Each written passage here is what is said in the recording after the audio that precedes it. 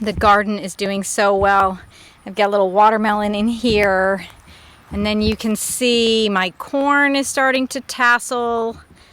My sunflowers look okay, even though I completely butchered them the other day. And everything's just growing. The green beans need to be harvested again. Everything in my row number 1, all of my soybeans and everything, those have germinated. And then this bed of lima beans, and then that little back row there, that's all Cherokee Trailatiers. Those have all germinated. So everything's growing really, really well.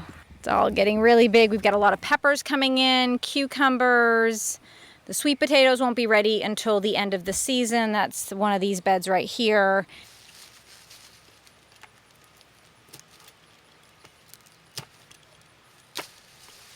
So I'm down here today in the garden harvesting my celery. This is a variety called Tango, and it's ready in about 80 days. I noticed that it was getting pretty big, and I think I'm actually past that 80-day point, so this is due to come out of the ground. But my plan with this is mainly I'll dehydrate it. You do have to blanch it first and then throw it on your dehydrator trays, and then it will reconstitute just perfectly in soups or casseroles, things like that. Now the leaves I'll also dehydrate, and I'll take those and powder those up, and then I take equal amounts of the powdered leaf and equal amounts of salt, put that into a blender, and it makes celery salt. And you'd be surprised at how much flavor and depth that can add to your recipes. So don't throw out your leaves. Really good way to use these guys.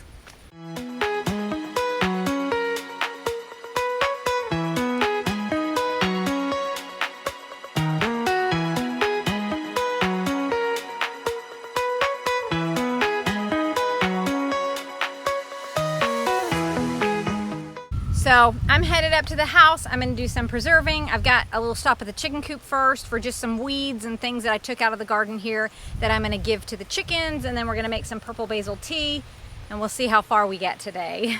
So I'm just filling a pan here in my sink so that I can blanch my celery, which basically just means I have to boil it for a minute or so before I can get it on my dehydrator sheets.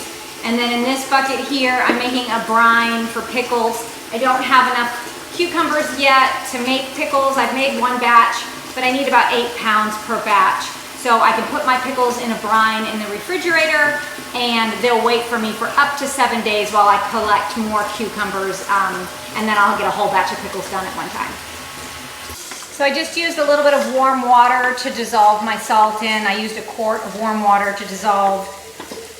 It's like 3/8 of a cup of salt to make this brine. And then I'm gonna take cold water. I'll take 3 more quarts of cold water, add it into this, and then I'll add my cucumbers in.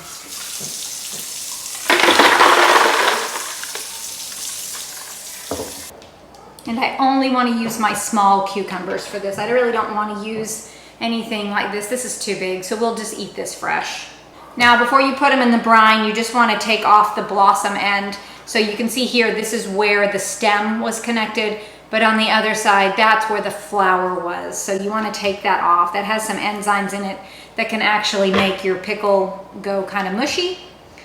So we're going to take that off and throw those in that brine. And then I'll just keep adding to this over the week. And when I get enough, I will process a batch of pickles. And then I'll just place a plate over these pickles so that they stay completely submerged in the brine. Just like that, and then these will go in my fridge. While I was in my fridge, I saw my sourdough starter in the back there when I was moving things around, and I thought, man, I've got to feed this. But I went ahead and opened it up, and it just, oh, it's alcohol at this point. I have kind of neglected it, and so because it's so hungry, it's turned to alcohol, but I can save it. And so what I'm gonna do is I'm just gonna go ahead and mix up that liquid, which they call hooch. I'm gonna mix that into the stuff at the bottom here. And I'm just gonna feed it. And I'm gonna be very good about feeding it more often. I'll probably end up feeding it once a day until I am certain that it has changed back from alcohol back to what I want. I'm gonna turn my scale on, and I'm gonna set my units for grams. And I'm not gonna use everything that's in here. I'll just discard some of this. I can't really do anything with it because it's at this point turn to alcohol. But I want to measure 700 grams, including my container. Okay, and then I'm gonna add enough flour. I'm gonna add 150 grams of flour. So basically my scale is gonna come up to 850, and I'm just using white flour. All right, and then I'm gonna add water, another 150 grams of water, and that's gonna bring me up to 1,000 grams. And I'm using distilled water. And if I am good about feeding this once a day, it should be back within a couple of days. And then I can store it in my fridge and I just have to not forget about it again. I'm just washing the celery and taking the ends off and just kind of getting all of that dirt off of it before I get ready to prepare it for blanching. Now I'm just cutting the stalks, and I'm kind of leaving the tops with the leaves attached at this point. I just really want to cut the stalks here. When you're growing celery at home, you're not going to get those big fat stalks that you typically will see at the grocery store. I've not ever been successful at growing something like that, but if you have, let me know. I would love to know your tips and tricks. I'm taking out any really thin stalks. They tend to be very, very tough, and I'm also going to end up taking out very big leaves, and I'll put those in a bucket for the chickens. They'll eat them up, but for us, they're just really not great.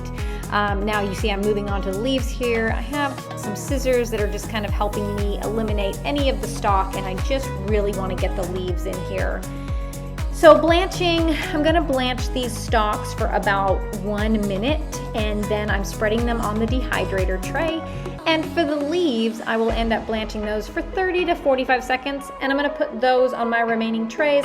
You can see I'm not really doing a single layer here. I'm just kind of layering them on so that I fill all of my sheets, and we're gonna get them into the dehydrator here. Okay guys, hopefully this gave you some ideas on how you can preserve your celery for use throughout the whole year. Thank you so much for hanging out with me today, and I hope you all have a great rest of your day. I'm gonna get this kitchen cleaned up, and then I'm gonna have a cup of coffee and relax. So have a great rest of your day, guys.